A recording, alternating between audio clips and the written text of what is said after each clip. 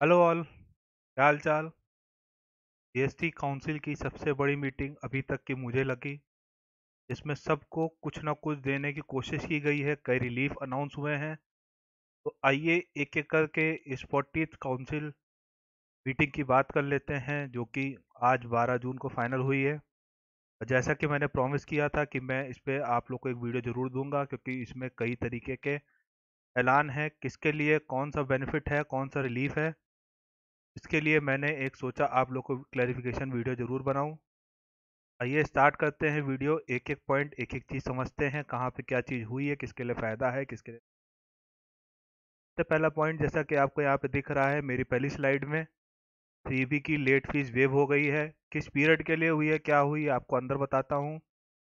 मई, जून और जुलाई, इन 3 महीनों की डेट्स आ गई हैं कि कब तक आप रिटर्न फाइल कर सकते हैं। कोविड-19 का फ़ायदा है इसमें। फरवरी, मार्च और अप्रैल, जो 3 महीने के रिटर्न अभी तक, इसकी लास्ट डेट 30 जून थी, उसका क्या हुआ वो भी आपको बताऊंगा इसमें। और last but not the least, revocation से रिगार्डिंग, कि रेवोकेशन जो लोग कर चुके हैं उसके लिए क्या बेनिफिट है, क्या रिलीफ है अगर हम कैंसिल कर चुके हैं तो। आइए स्टार्ट करते हैं आज की वीडियो। अगर अभी तक आपको मेरा बताने का तरीका समझ में आया हो, प्लीज़ चैनल सब्सक्राइब करिए, ताकि मैं आप लोग के साथ इसी तरह जुड़ा रहूं। आप लोग का साथ प्रोफेशनल बहुत अच्छा लग रहा है आप लोग के साथ रहने में। अगर आपको अब कोई भी चीज़ के लिए कुछ भी पूछना हो, कमेंट कीजिए, सीधा कमेंट से आपको उसका रिप्लाई मिल जाएगा। तो आइए स्टार्ट करते हैं एक एक पॉइंट से। सबसे पहले बात कर लेते हैं लास्ट लेट फीस जो वेव हुई है 3B की, वो किसके लिए है, क्या है, पूरा प्रोसेस इसमें है। तो जो लेट फीस वेव हुई है वो सबसे बड़ा धमाका तो यही है कि जुलाई 17 से, यानी कि जब से जीएसटी लगा है तब से लेट फीस को वेव कर दिया गया है। जनवरी 2020 तक किया गया है, क्योंकि आगे फरवरी से तो अभी रिटर्न इधर टाइम दिया ही है इन्होंने। उसकी भी क्या डेट हुई आपको बता देता हूँ अभी आगे इसी वीडियो में। तो जुलाई 17 से जनवरी 20 तक अगर आपके रिटर्न पेंडिंग है तो आप अब उसको आराम से भर सकते हैं।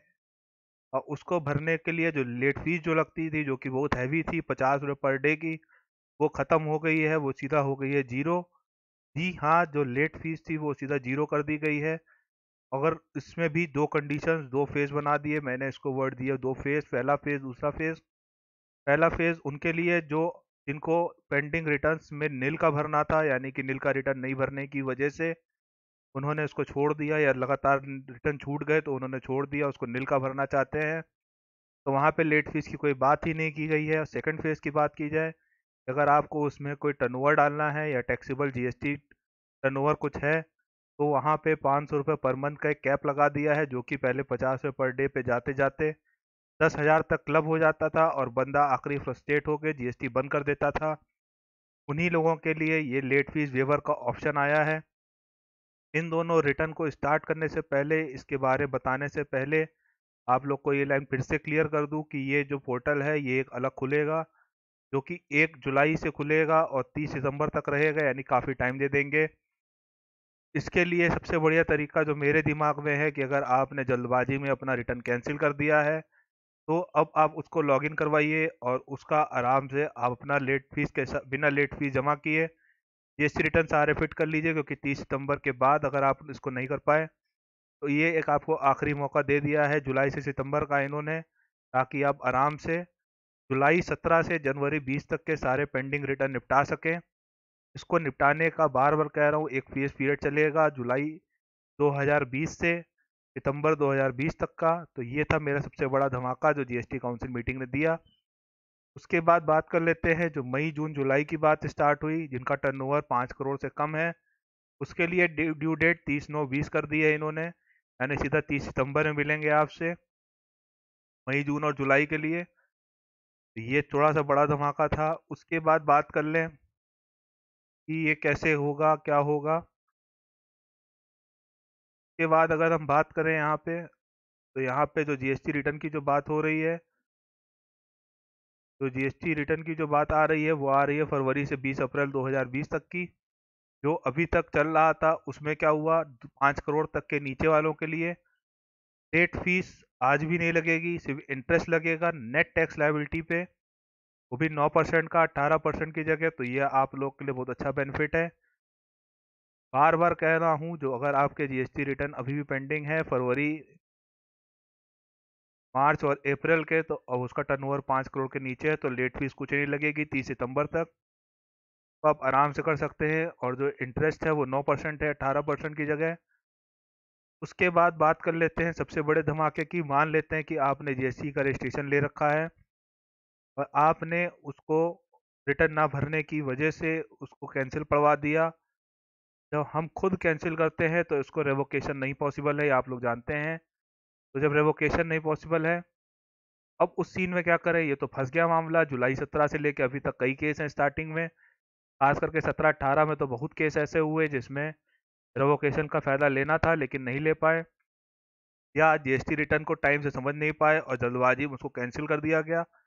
विभाग ने भी उसको कैंसिल कर दिया लेकिन अभी तक उस पर नोटिस या क्वेरी नहीं आई है। उससे बचने के लिए एक आखिरी तरीका आप लोगों को दिया गया है कि आप अपना पुराना जीएसटी नंबर रीस्टोर कर सकते हैं। जैसे ही रीस्टोर करेंगे तो आप आराम से उससे पहले सारे पेंडिंग रिटर्न निपटा लीजिए। पेंडिंग रिटर्न निपटाने के बाद आप उसमें रिवोकेशन की रिक्वेस्ट डाल दीजिए।